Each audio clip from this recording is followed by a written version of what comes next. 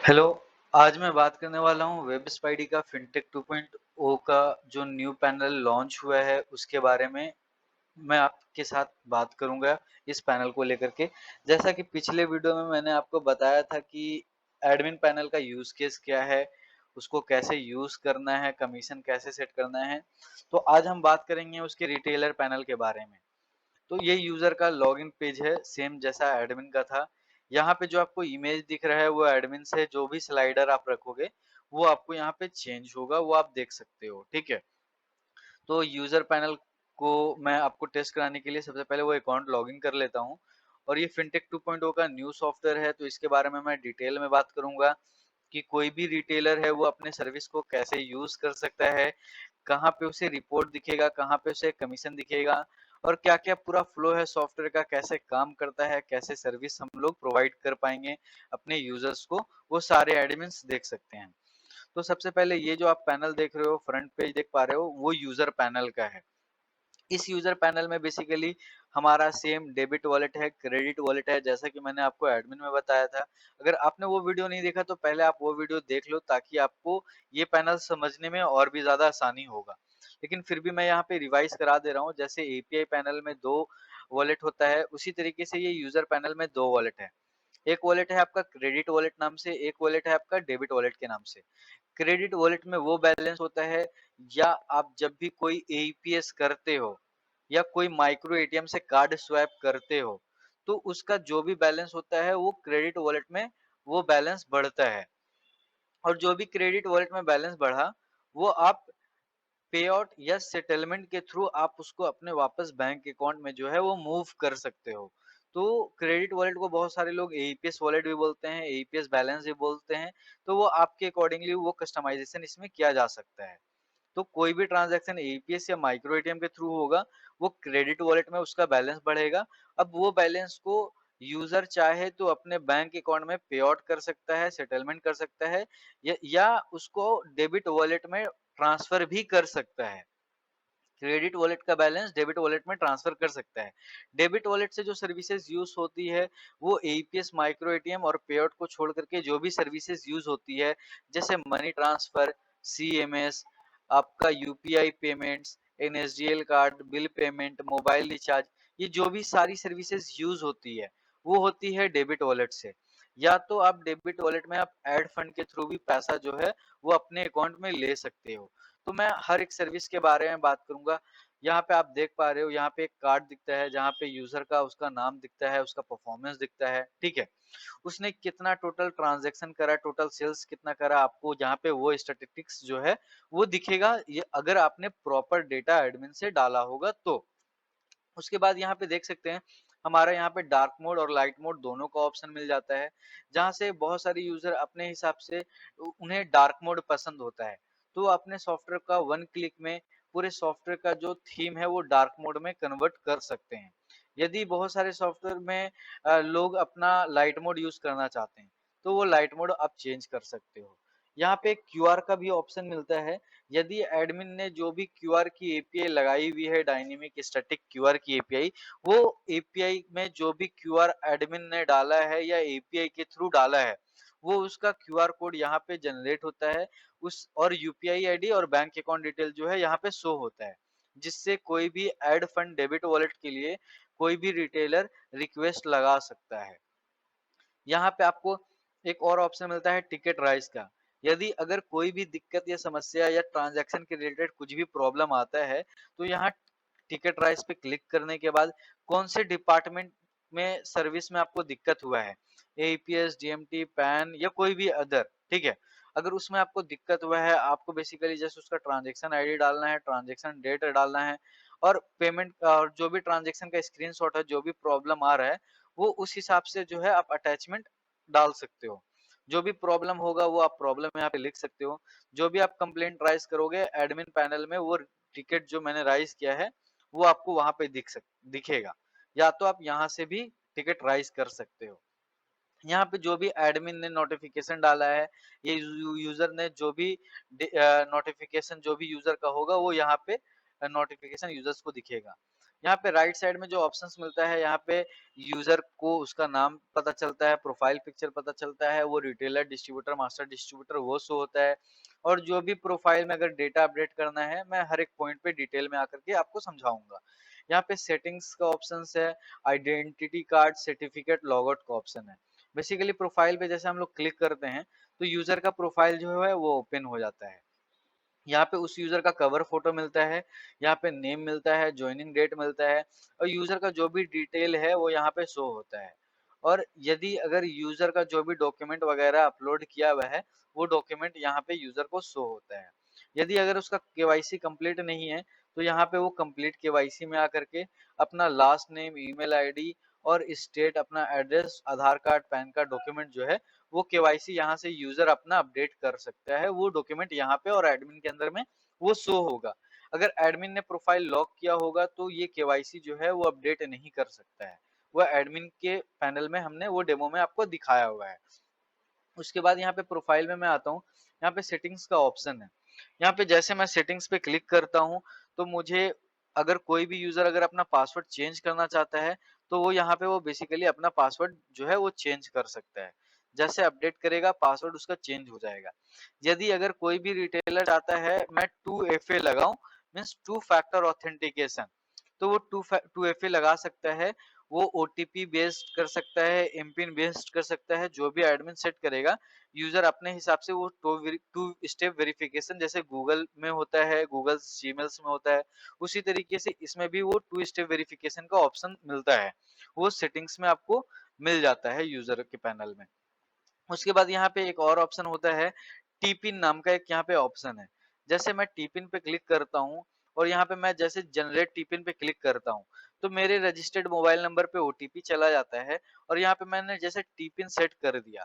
अब टीपिन मैं जो भी सेट करूंगा, मैंने अगर ओटीपी गलत डाला तो ओटीपी मेरा रॉन्ग बता रहा है, बैड रिस्पॉन्स। अगर मैं रियल ओटीपी डालता हूँ तो मेरा टीपिन जनरेट हो जाएगा।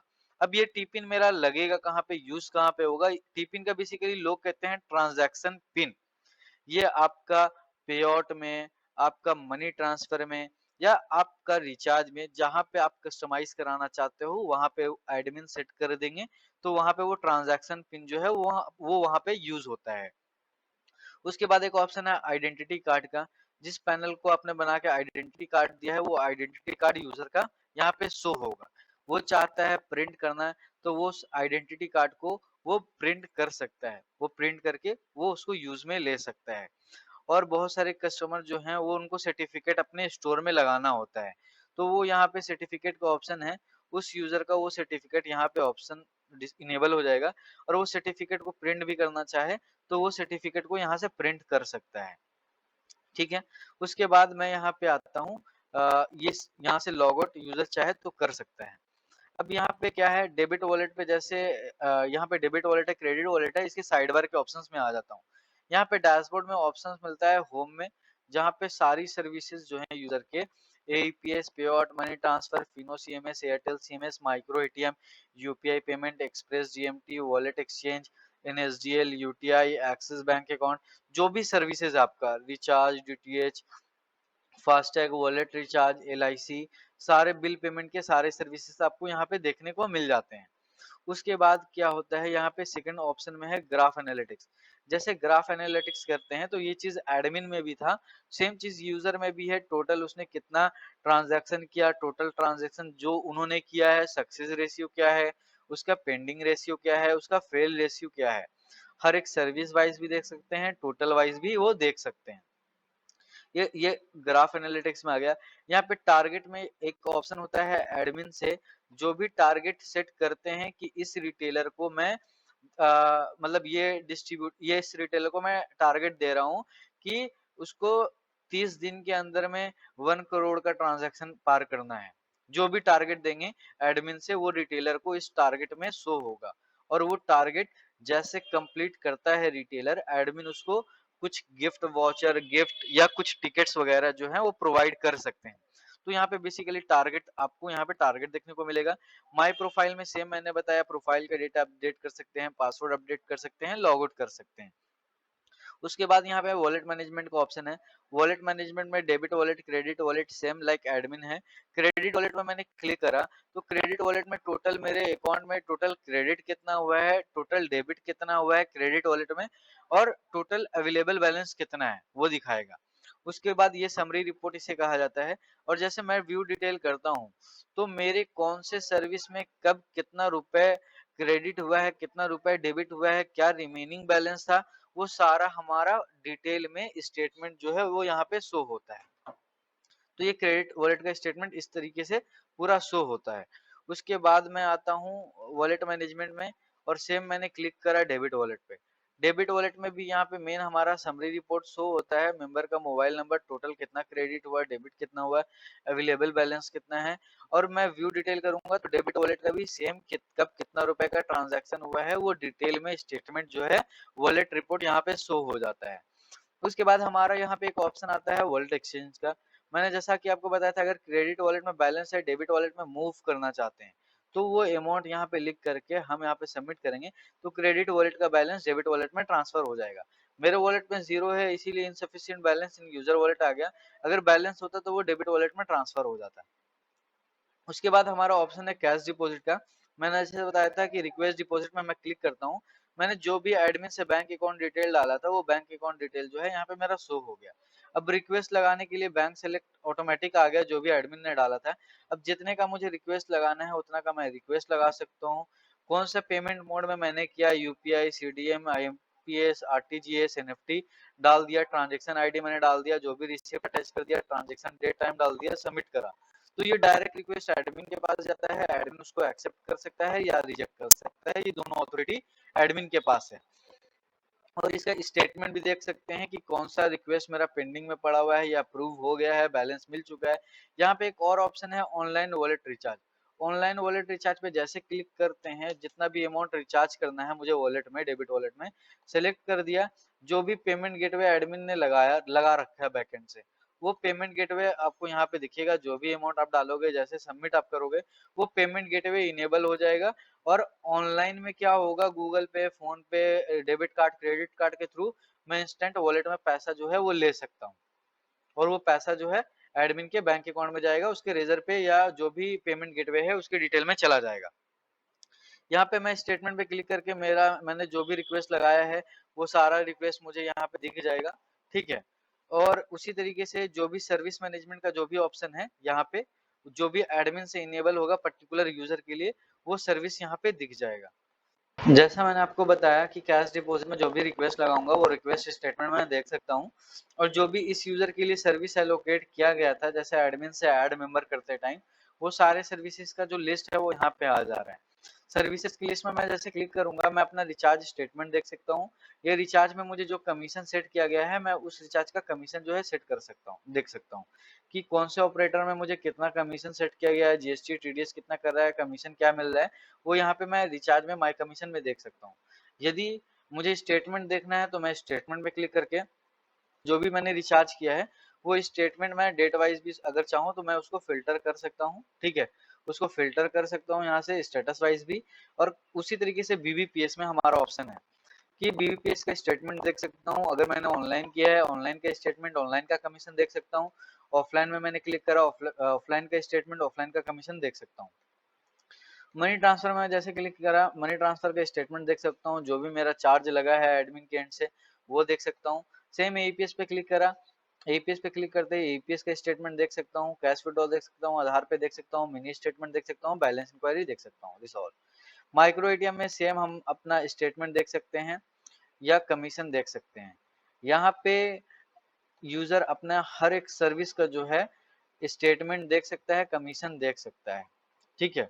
एलआईसी का भी सेम अपना स्टेटमेंट देख सकता है, कमीशन देख सकता है। जो भी सर्विसेज है, जो भी एडमिन ने लगा रखी है बैकएंड से सर्विसेज, इस यूजर को वो दिखना चाहिए, वो दिखेगा। सीएमएस के अंदर भी सेम है, कस्टमर सपोर्ट के अंदर भी सेम है। अगर कोई टिकट राइज करना है डायरेक्टली टिकट राइज कर सकते हैं, जो टिकट मेरा पेंडिंग में है वो देख सकते हैं। और प्रोडक्ट सर्विस का मैंने यहाँ पे ऑप्शन एडमिन में बताया था, जो भी प्रोडक्ट एडमिन ऐड करता है वो यूजर को यहाँ पे प्रोडक्ट दिखता है। उस प्रोडक्ट में मैं जैसे करता हूँ, बाय नाउ पे क्लिक करता हूँ, अपना डिटेल वगैरह डाल करके मैं मेन वॉलेट से या पेमेंट गेटवे के थ्रू इस प्रोडक्ट को परचेज कर सकता हूँ, इसका जो रिक्वेस्ट है वो एडमिन में शो होगा। तो यहाँ से प्रोडक्ट, या फिर मैंने जो ऑर्डर दे रखा है अपना सारे प्रोडक्ट का, यहाँ पे मैं ऑर्डर लिस्ट भी जो है अपने जो जो मैंने ऑर्डर करा है वो सारा ऑर्डर मैं डिटेल में वहां पे जाकर के देख पाऊंगा। तो ये प्रोडक्ट मैनेजमेंट हो गया, कस्टमर सपोर्ट हो गया, और सर्विस में सारे सर्विस देख सकता हूँ, कमीशन देख सकता हूँ, और सबका मैं ट्रांजैक्शन जो है वो ट्रांजैक्शन कर सकता हूँ। सपोज मैं आपको सारे पेज का ना ट्रांजैक्शन स्टेटमेंट दिखाता हूँ कि ट्रांजैक्शन मैं कैसे कर सकता हूँ। स्टेटमेंट दिखा दिया, कमीशन दिखा दिया, जो भी एडमिन सेट करेगा वो रिटेलर को यहाँ पे कमीशन जो है वो देखने को मिलेगा। तो हम बात करेंगे इसके ट्रांजैक्शन पेज के बारे में। जैसे सपोज दैट मैंने जैसे एईपीएस पे क्लिक करा है, ठीक है, तो मैं एईपीएस पे आ गया। यहाँ पे मैं बेसिकली अपना आधार नंबर डालूंगा, मोबाइल नंबर डालूंगा। सपोज मैंने अपना आधार नंबर डाल दिया, ठीक है, मैं अपना मोबाइल नंबर डालूंगा। उसके बाद मैं अपना कोई भी जो मेरा बैंक है वो मैं बैंक सेलेक्ट कर लूंगा, बैंक सेलेक्ट हो जाएगा। बेसिकली इसमें एपीआई नहीं लगा है, डेमो पैनल है, तो यहाँ पे बैंक आ जाएगा। और जो भी आपका डिवाइस है, मार्फो, मंत्रा, सिक्यूजन, तो स्टार्टेक्स, ये सारे जो भी मेरा डिवाइस है वो सिलेक्ट कर लूंगा। यदि अगर मेरा डिवाइस लगा होगा इस पैनल में, तो हमारा ऑटोमेटिकली यहाँ पे मैसेज आता है डिवाइस कनेक्टेड सक्सेसफुली, ठीक है। तो डिवाइस सेलेक्ट कर लिया, उसके बाद मैंने बैलेंस इंक्वायरी, मिनी स्टेटमेंट, आधार पे जो भी ट्रांजैक्शन करना है वो हमने यहाँ पे सेलेक्ट कर लिया। ऑटोमेटिक अमाउंट फील्ड हो गया। यहाँ प्रोसीड टू पे में जैसे मैंने क्लिक करा तो जो भी मैंने बैंक सेलेक्ट किया होगा बैंक आ जाएगा। और इस एपीएस के अंदर में मुझे 3 सर्वर मिलता है, आईसीआईसीआई बैंक, एनएसडीएल बैंक और फिनो बैंक। ये 3 सर्वर के थ्रू मैं हिट करूंगा, फिंगरप्रिंट डालूंगा, ऑटोमेटिक मेरा रिसिप्ट आ जाएगा। रिसिप्ट को मैं प्रिंट कर सकता हूँ या क्लोज कर सकता हूँ। और अगर मैं चाहूँ किसी भी स्टेटमेंट को चेक करना, वो स्टेटमेंट में जैसा मैंने आपको बताया एपीएस सर्विस में आकर के एपीएस स्टेटमेंट में मैं चेक कर सकता हूँ। तो ये मेरा एपीएस का ट्रांजैक्शन का जो पेज है ये हो गया। उसके बाद मेरे पास यहाँ पे पे आउट का पेज है, मैं पे आउट पे क्लिक करता हूँ। पे आउट में क्लिक करने के बाद यहाँ पे मेरा ऐसा कुछ इंटरफेस जो है वो देखने को मिलता है। मैं ऐड न्यू यूजर पे करूंगा तो यहाँ पे मैं अपना नाम डालूंगा, अपना अकाउंट नंबर डालूंगा, आईएफएससी कोड डालूंगा, बैंक सेलेक्ट करूंगा। यहाँ पे जैसे सबमिट करूंगा ऑटोमेटिक मेरा बैंक अकाउंट ऐड हो जाएगा, डॉक्यूमेंट वेरीफाई करूंगा, फिर मैं अपना अकाउंट, अपना बैंक अकाउंट में जो पैसा है वो उसको ले सकता हूँ मैं। तो ये हो गया हमारा फास्टैग का, ठीक है। अब मैं आता हूँ यहाँ पे, सपोज दैट मुझे यहाँ पे अभी बिल पे मोबाइल रिचार्ज करना है, ठीक है, तो मैं मोबाइल रिचार्ज पे क्लिक करा। मैं यहाँ पे जैसे अपना मोबाइल नंबर डाला, मोबाइल नंबर डालने के बाद जैसे मैं वहाँ ऑपरेटर पे क्लिक करूंगा, मैंने एडमिन से सिर्फ जियो डाला था तो सिर्फ जियो आया। जैसे मैंने क्लिक करा, अगर मेरा बैकएंड में एपीआई लगा होगा तो ये जो जहाँ पे मेरा आप मॉस देख पा रहे हैं यहाँ पे ऑटोमेटिक ब्रॉस प्लान आ जाएगा। मतलब इस जियो में क्या क्या प्लान है, रिचार्ज का वो अमाउंट आ जाएगा। मैं क्लिक करूंगा ऑटोमेटिक अमाउंट मेरा फिल हो जाएगा। प्रोसीड टू पे करूंगा, रिचार्ज हो जाएगा। अगर मेरा आर ऑफर का एपीआई लगा हुआ है, अगर मैं लापू या एम रोबोटिक यूज करता हूँ तो आर ऑफर पे क्लिक करता हूँ तो ऑटोमेटिक यहाँ पे आर ऑफर का प्लान आ जाएगा। अब जैसे मैं यहाँ पे क्लिक करूंगा, अमाउंट डालूंगा, जैसे प्रोसीड टू पे करूंगा तो जो भी बैकएंड में एपीआई लिखा होगा वो एपीआई से रिचार्ज हो जाएगा। बैलेंस नहीं है तो यू हैव इनसफिशिएंट बैलेंस आ गया। जैसे मैं क्लिक करूंगा यहाँ पे मुझको रिसिप्ट मिल गया कि बैलेंस नहीं था, इसकी वजह से फेल हो गया। उसी तरीके से यहाँ पे मैं बीबीपीएस पे आ सकता हूँ, ठीक है। सारा जो सर्विसेज है मैं यहाँ पे चेक कर सकता हूँ। अगर मुझे डीएमटी करना है, मनी ट्रांसफर करना है, मनी ट्रांसफर पे जैसे मैं क्लिक करूंगा, मनी ट्रांसफर का पेज ओपन हो गया। मैं जैसे यहाँ पे अपना मोबाइल नंबर डालूंगा, यहाँ पे जो भी मेरे मोबाइल नंबर से बैंक अकाउंट एडेड होगा, ठीक है, वो बैंक अकाउंट यहाँ पे ऐड हो जाएगा। या न्यू ऐड करना है तो वापस से मैं यहाँ पे जो है अपना बैंक अकाउंट ऐड कर सकता हूँ, ठीक है। जो भी बैंक मैं सेलेक्ट करूंगा, अकाउंट नंबर डालूंगा, उसका ऑटोमेटिक मास्टर आईएफएससी कोड आ जाता है। ऐड करूंगा, ऐड हो जाएगा, अकाउंट नंबर सही होना चाहिए, ठीक है। तो ये मनी ट्रांसफर यहाँ से मैं इजीली कर सकता हूँ, इजी टू यूज है हमारा। उसके बाद यहाँ पे मैं आता हूँ होम पेज में, तो यहाँ पे मैं पैन कार्ड का सेम अप्लाई कर सकता हूँ, यूपीआई मनी ट्रांसफर कर सकता हूँ, डीटीएच रिचार्ज कर सकता हूँ। सपोज मुझे बिल पे करना है, electric bill, electric bill pay click करा, हमारा यहाँ पे एरर इन फेचिंग, यहाँ पे जो भी कैटेगरी, जो भी एपीआई बैकएंड में लगा होगा वो कैटेगरी आ जाएगा, उसका ऑपरेटर आ जाएगा। ऑपरेटर जैसे सिलेक्ट करूंगा तो कंज्यूमर आईडी या बिल यूनिट्स जो भी होता है हर एक स्टेट का डिफरेंट डिफरेंट ये डायनेमिक आ जाएगा। जैसे फेच डिटेल पे क्लिक करता हूँ, ऑटोमेटिक मेरा राइट से एनिमेशन होके कार्ड निकलता है, बिल अमाउंट आता है, उसको पे करता हूँ तो वो मेरा बिल जो है वो पे हो जाता है। तो उसी तरीके से यहाँ पे सारे सर्विसेज जो हैं, सारे सर्विसेज को हम लोग यूज करते हैं, उसका स्टेटमेंट देखते हैं, अपना कमीशन देखते हैं। और उसी तरीके से अगर मैं डार्क मोड चाहूँ, लाइट मोड चाहूँ, या मैं चाहता हूँ इसको मेरे को थोड़ा डिज़ाइन अपना चेंज करना है। यूज़र भी अपने अकॉर्डिंगली यहाँ पे चेंज कर सकता है, उसका इंटरफ़ेस कुछ इस तरीके से आ जाएगा। यदि अगर आप इसमें कुछ भी कस्टमाइज़ेशन चाहते हैं, कुछ चेंजेस चाहते हैं या कुछ नया एडवांस चीज़ लगाना चाहते हैं, तो वो सारा चीज़ इसमें आपको पॉसिबिलिटीज़ जो है, आपको इसमें करके मिलेगा। तो इस वीडियो को मैं यहीं पे एंड करता हूँ। अ, अगर आपको कोई भी चीज़ का प्रॉब्लम हुआ हो, समझने में कुछ दिक्कत हुआ है, तो हमारे सपोर्ट डिपार्टमेंट में आप कॉल करके आप सपोर्ट के लिए आप रिक्वेस्ट कर सकते हैं। हमारी टीम जो है आपको गाइड करेगी, पूरी सॉफ्टवेयर को यूज़ करने में किस तरीके से यूज़ करना है, किस तरीके से सर्विस यूज़ करना है, रिपोर्ट, कमीशन, वॉलेट रिपोर्ट, आप सारा चीज़ इसमें देख सकते हैं। तो इस वीडियो को मैं यहीं पे एंड करता हूँ। अगर आपको कुछ आपके मन में कुछ फीडबैक है, तो ज़रूर हमें बताइएगा, हम उसको इम्प्लीमेंट करके, इम्प्रूव करके आपको एक बेटर सर्विस देने का पूरा कोशिश करेंगे। Thank you.